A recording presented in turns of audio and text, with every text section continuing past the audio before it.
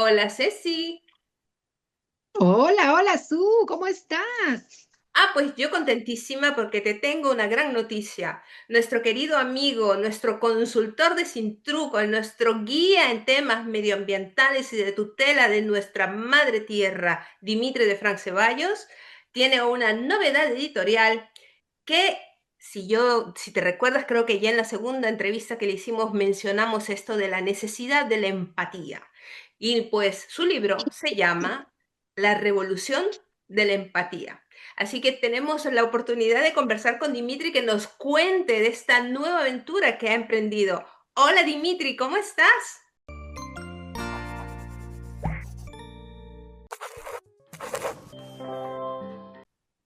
Hola, Susi, hola. Hola, ¿Cómo estás? Dimitri, ¿qué tal? Muchas gracias por este espacio, por esta oportunidad de poder explicar este libro.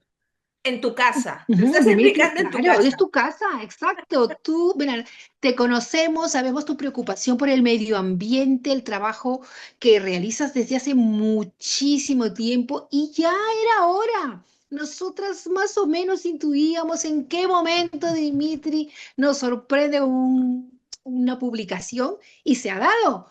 Cuéntanos detalles de tu libro. Mira, claro, en 2026 estamos acudiendo a un estado de locura colectiva, donde todo parece ya no tener sentido, ¿no? O sea, a veces parece que en este cíclico repetir de la historia estamos en el año 39, cuando Hitler estaba en la ascensión al poder, escuchamos los mismos discursos, escuchamos las mismas elucubraciones y esta vez se asuma el problema climático que en ese tiempo no se tenía en consideración, ¿no? De destrucción propiamente del planeta, de lo que se llama el antropoceno. Entonces, claro, eh, la teoría o la tesis en este libro, los primeros capítulos están dedicados a poner al lector en camino de qué es la revolución, qué es la empatía por lo que dice la ciencia de la empatía, lo que dicen los filósofos sobre qué es la revolución y encaminarlos hacia la unión de estos dos conceptos que terminan haciendo el concepto de la revolución de la empatía, ¿no? En una sociedad que ya no necesita más revoluciones tecnológicas, que obviamente que pueden venir muchas y muchas mejores aportaciones de la ciencia y de la tecnología, pero llegó un momento que no había pasado nunca en la historia. Bueno, que había pasado cuando fabricaron la bomba atómica, que es que tenemos un poder tan grande que no puede seguir siendo administrado sin un criterio ético y un criterio empático Mm, pensando en el resto de la humanidad, en el resto de la población y en el resto de los seres vivos. Entonces, nuestra tecnología ha llegado a tal punto que nos desborda. Decía un científico, decía, tenemos sentimientos del Paleolítico, instituciones medievales y la tecnología de los dioses. Entonces, mm, basado en este concepto, nos encontramos que a la humanidad nos ha desbordado todas las revoluciones, la industrial, la tecnológica, el Internet, nos han desbordado. Y tenemos un nivel de avance tecnológico y un nivel de debate filosófico, social y moral muy bajo, muy Sí. alto en lo tecnológico y muy bajo en lo... Entonces, el libro La Revolución de la Empatía llega a proponer eso. Hagamos con todo lo que ya hemos logrado, con todo lo que ya tenemos, una revisión de la sociedad como la estamos entendiendo y revolucionemos el motor que nos permite avanzar, que sea el ponerse en el lugar del otro y sentir lo que siente la otra persona, sentir lo que siente el otro ser vivo y actuar en mm, consecuencia a ello. Entonces, si todos avanzamos con la empatía, sintiendo lo que siente el otro ser vivo, la otra persona, el otro ser animal o el ecosistema, entonces tendremos asegurado un verdadero progreso y bienestar con lo que ya hemos conseguido y estaremos lejos de ir hacia una crisis civilizatoria como la que está imponiendo en este momento Donald Trump, por ejemplo. Por ejemplo, esa cita Wow, que has importante. traído a nosotros de Wilson, que es con la que encabezas la introducción de tu libro, me ha parecido verdaderamente iluminante para los tiempos en los cuales estamos viviendo actualmente. A mí me gustaría detenerme un poquito, permíteme inspirarme en tu trabajo y detenerme en el concepto del daño. Eh, ¿Qué es lo moralmente más dañino? O digamos, moralmente discutible. La persona que causa el daño, ¿hasta dónde llega el derecho de la persona que causa un daño medioambiental, un daño físico? Y hasta dónde puede la sociedad luego pedir cuentas sobre este daño. Una empresa que contamina ríos, una empresa que tala indiscriminadamente. Por ejemplo, lo que estamos viviendo en Sudamérica, en la zona, en nuestras regiones, que son, por ejemplo, la minería ilegal, que contamina salvajemente las fuentes acuíferas. ¿Este daño es moralmente condenable? ¿Y cuáles son las estrategias o cuáles serían los caminos para poder aplicar un resarcimiento al territorio, a la población y al progreso? Porque son las tres que se ven afectadas con el daño. En este momento nosotros hemos llegado ya a los límites planetarios. No sé, bueno, esto no está en el libro, pero sí que decía, ya hemos llegado todos los años, ciertos organismos ponen una tasa de hasta aquí podemos contaminar, hasta aquí podemos emitir CO2 y ya en el 2026 seguramente lo pasemos en el primer mes, ¿no? Porque estamos Wow. contaminando a un ritmo exagerado. Entonces, tenemos que ya no, ya hemos llegado a los límites planetarios. O sea, hace 10 años llegamos a los límites planetarios. Entonces, todo lo que ahora mismo contaminemos, ensuciemos y destruyamos, digamos que ya nos hemos pasado de frenada. No, ya no hay un cupo para seguir destruyendo. Hemos excedido El el daño. planeta. Claro, Ujú. por ejemplo en Latinoamérica hemos acabado aproximadamente con el 75% de los animales vertebrados. O sea, hemos expuesto al continente en menos de 100 años a la extinción masiva más grande de su historia desde la glaciación o desde el meteorito que acabó con los dinosaurios. Entonces, por eso nosotros le llamamos a esta época el antropoceno, ¿no? Donde el humano ha causado la mayor cantidad de destrucción y desgracias para todos los seres vivos del planeta. Entonces, Wow. hay una frase que dice, eh, todos todas las alabanzas para aquella persona que inventó la rueda, pero ninguna mención para aquel ser que con gran inteligencia inventó el freno, ¿no? Claro. Entonces, ahora, Para ahora nos detenerlo. toca, estamos en un planeta que nos toca frenar. Pero, ¿qué es lo que pasa? Que la industria no te va a permitir frenar. Y uno de los Ujú. problemas más grandes que hay en la contaminación, en la destrucción del planeta, es el egoísmo.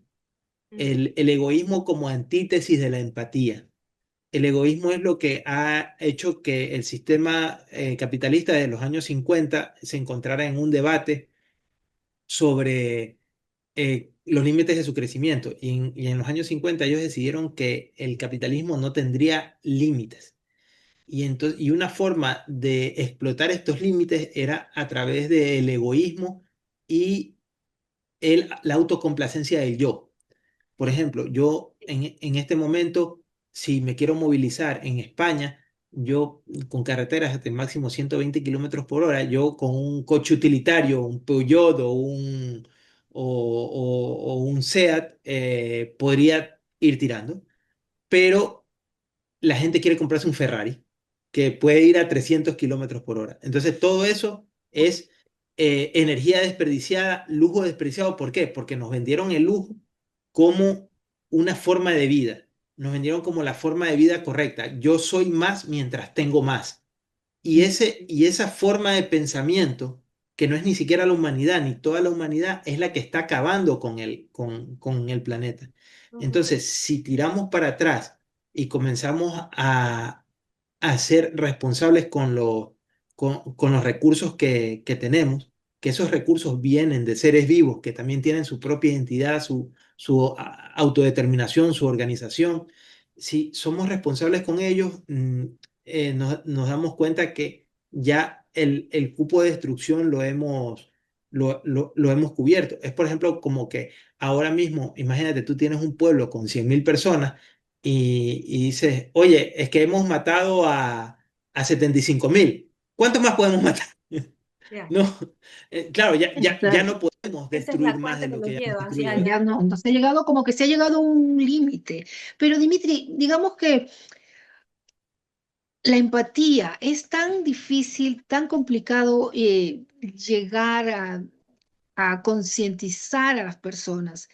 ¿Hay algún punto clave que puedas tú compartir con nosotros? Obviamente, no revelando todos los detalles de tu libro, porque luego tenemos que compartir y tenemos que comprarlo para poder profundizar más en las investigaciones que has realizado. ¿Cómo lograr la empatía? ¿Cómo? ¿Cómo llegar a las nuevas generaciones, a los jóvenes, a los niños?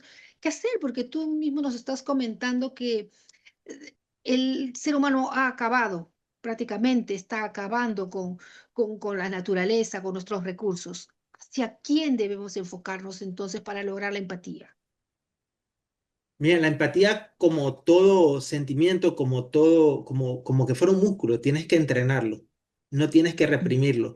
Por ejemplo, a los hombres que nacimos en los años 80 nos decían, no llores, los niños no lloran, ¿no? Nos Mm, reprimían nuestra mm, capacidad sentimental de expresar nuestros sentimientos porque si no solo lloran las niñas, los niños no pueden llorar, ¿no? Entonces vivimos claro. ¿cuántas Síntoma de generaciones? debilidad, claro, debilidad. Claro, síntomas de debilidad. Entonces, ¿qué pasa? Que cuando hacíamos eso, no desarrollábamos la empatía. Cuando te decían, no, no, porque ese niño que está pidiendo limosna en una esquina está ahí porque los padres no supieron trabajar. Entonces, Mm, es porque los padres no supieron trabajar. Pero si yo me enseñas, dice, no, no, ese niño, ponte en el lugar de ese niño que está pidiendo. ¿Tú crees que ese niño es feliz? ¿Tú crees que ese niño va a tener futuro? Ponte en su lugar. Y en lugar de eso, nos enseñaron como socialmente, a ser egoístas. Es decir, no, no, no. Mi obligación como padre es que tú no termines como ese niño, ¿no? A ese niño que lo descarte la sociedad. Entonces, ¿qué es lo que pasa? Que nos enseñaron durante muchos años a vivir del egoísmo, tanto como sistema patriarcal. Exactamente. Perdón. Entonces, nos enseñaron el egoísmo y nos enseñaron a la cosificación de lo otro. Hay un concepto que lo traigo del filósofo Hegel, que lo adoptó Simone de Beauvoir, que era el concepto de lo otro, ¿no? Ella decía que el hombre blanco europeo, se puede decir, lo ponía como el sujeto absoluto. Por ejemplo, un colonialista en África o en América era el sujeto absoluto. Él era el síntoma, la vara de medir de la sociedad. Lo que él hace es correcto, los valores que tiene son los estándares y todo. Y entonces ella decía que a la mujer se la pasó al plano de lo otro, subyugada a la vara de medir del hombre. Entonces ella era en función de que sea el hombre. ¿Qué es lo que pasa? Al hacer esto estaba desconociendo a la mujer. Y no solo se desconocía a la mujer, se desconocía a los esclavos, a los pobres europeos también, a las personas de clase baja, se, se desconocía a toda la población que no fuera como el sujeto absoluto. Y entonces, ¿qué es lo que pasa? Que cuando tú pones al otro sujeto en un plano de igualdad, tienes que respetar sus derechos, porque todos hemos sido creados o hemos nacido iguales. Ese es el punto para comenzar a tener derechos. En el momento que tú lo bajas en la escala de la igualdad, dice, no porque los nazis, no porque era negro, no porque tenía el pelo así, no porque tenía una enfermedad mental. Entonces lo bajan al concepto de lo otro, lo cosifican, lo vuelven no otra persona, lo vuelven otro, lo vuelven objeto. Y entonces de eso nace la tendencia a abusar del otro. Mientras más tú lo cosifiques, más vas a poder abusar de ese ser o de ese ser vivo o de ese ecosistema. Ujú. Entonces, el esfuerzo es salir de lo otro para vernos todos como iguales, pero vernos todos como iguales, otra raza como tu igual, otra etnia, otra cultura, inclusive, y esto es una de las cosas que rompe el libro, otras especies. Las ballenas son nuestros iguales. Los delfines son como niños de 10 años en inteligencia. A nadie se le ocurre comerse un niño de 10 años. Sin embargo, nos comemos a los delfines como, o sea, como que si no hubiera, como que si no hubiera mañana. Nos comemos a las ballenas, nos comemos a todos los seres vivos que encontramos.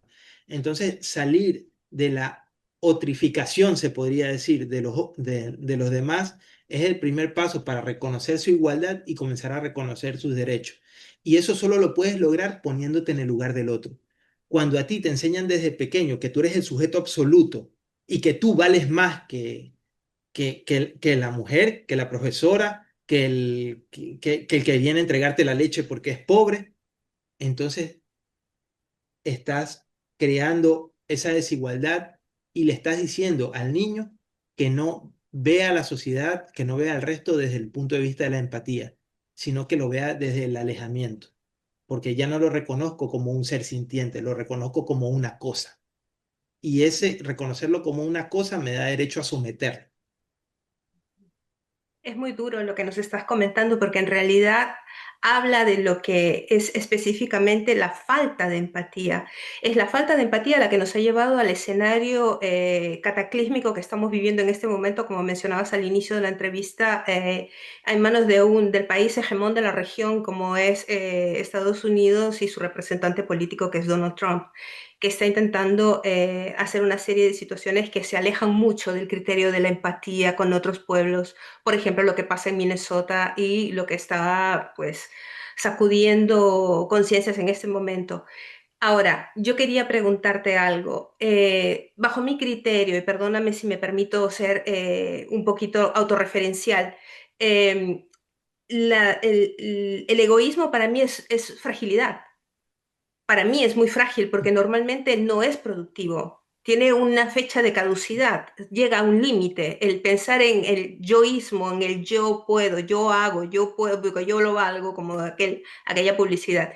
En cambio, la empatía, que es vista como una fragilidad, es una capacidad blanda que es vista como una fragilidad, en cambio es vencedora porque a largo plazo es fructífera a largo plazo. ¿Cómo crees tú que podríamos empezar en la sociedad a establecer los puentes para un redescubrimiento de aquello que nos hace humanos, que es para comenzar la solidaridad, la empatía y el fin común? ¿Cómo podríamos lograrlo? Hay una parte que es que cuando tú te das cuenta del sufrimiento ajeno, de las condiciones sociales en las que vive el resto o las condiciones climáticas del resto del planeta, tienes como un clic que te dice, mira, voy a luchar por esto, ¿no? Mm, Entonces, cuando comienzas esa lucha, te conviertes en un activista social, en un activista medioambiental, en un socioactivista o por los animales. Cualquier tipo de activismo te vale. Entonces, tú comienzas a luchar por eso, pero las condiciones sociales son demasiado duras y te llevan a la frustración. mm, Entonces, cuando tú te frustras es cuando tiras la toalla y depende de la persona, tiene un nivel de frustración más alto que otra. Hay gente que tira la toalla más rápido que otra. Pero en ese camino casualmente ya en los últimos capítulos te habla sobre el camino del activista y del experto activista. Entonces te da algunas claves de cómo seguir ese camino sin frustrarte, sabiendo que los procesos son normales. O sea que, por ejemplo, nosotros que luchamos por un río que no lo contaminen, vamos a tener victorias, vamos a tener derrotas que la lucha es un proceso dialéctico, que no es como nos enseñan en esta sociedad que yo soy Rocky, peleo contra el ruso, le gano y automáticamente soy victorioso. No, que todas las cosas tienen un proceso dialéctico y tienen un proceso de aprendizaje Ujú. y que eso de ahí, una vez tú lo comprendes, también comprendes cómo afrontar la frustración, porque muchas veces vas a perder en la lucha, en la lucha por los derechos de la naturaleza o de la sociedad, pero eso no te tiene que frustrar, ¿no? Y también el libro habla un poco de reconocer eh, las organizaciones sin empatía, porque hay muchas organizaciones que te dicen, ven que vamos a luchar por una causa justa y cuando tú te das cuenta, ahí hay cosas que no cuadran, ¿no? También hay una parte que habla de reconocer estos falsos activismos y también de evitar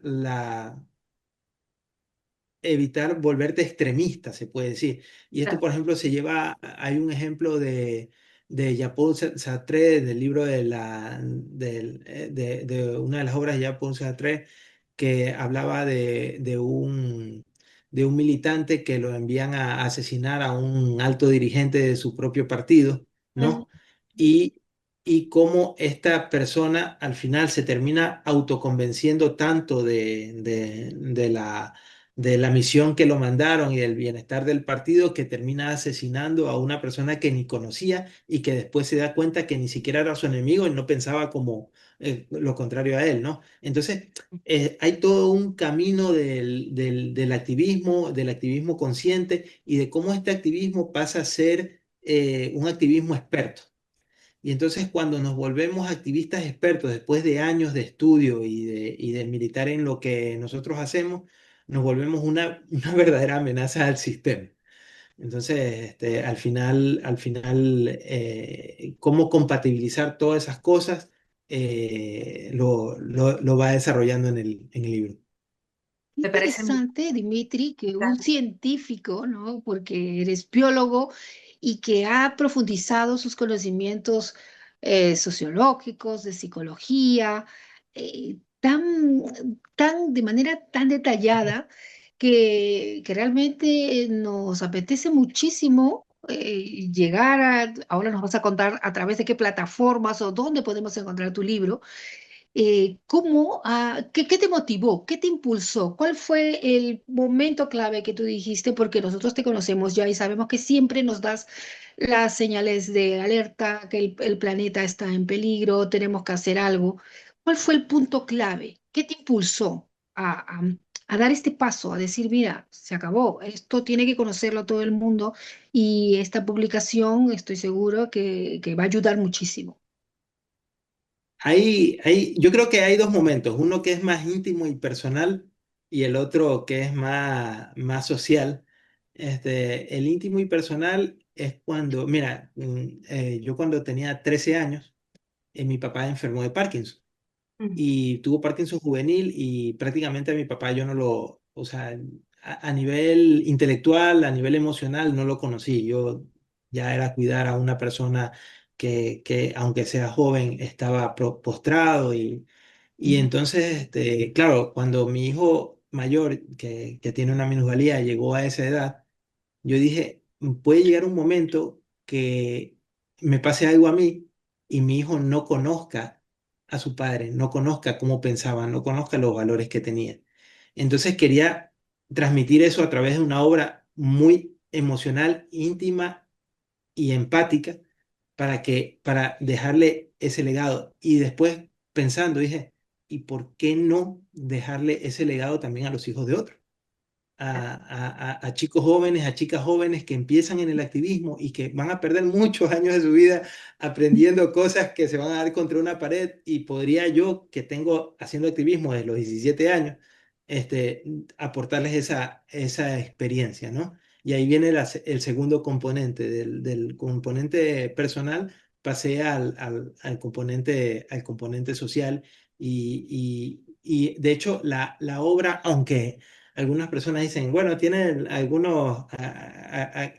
algún lenguaje científico, pero la obra está pensada para que la lea un chico o chica o chique con curiosidad intelectual, que tú sepas que es una persona muy válida, muy lista, y que quieres tú sembrar esa capacidad empática y que no tenga vergüenza de sembrarla. Y que no solo que no tenga vergüenza de sembrarla, sino que esté orgulloso, que sepa que es su superpoder, que nosotros tenemos superpoderes como humanos. Y la empatía es tal vez el mayor superpoder que tenemos los humanos y que le dé ciertas pautas de guía para el activismo futuro que va a hacer. De hecho, también se plantea en el libro de un doctor Novita Partasarati, Sovita Partasarati, perdón, que fue la base de mi tesis del máster. Y él plantea las diferentes estrategias que hace un activista medioambiental o un activista social para luchar contra el poder impuesto, ¿no? Que por ejemplo es la acumulación de saberes propios o el traer saberes alternativos como los saberes indígenas o la reformulación de políticas existentes a favor de las víctimas, ¿no? Por ejemplo, si nosotros podemos sacar provecho de una ley para resarcir, por ejemplo, a las víctimas de la dictadura del franquismo o a las víctimas de la dictadura de las operaciones diferentes cóndores que hubo allá en América, ¿no?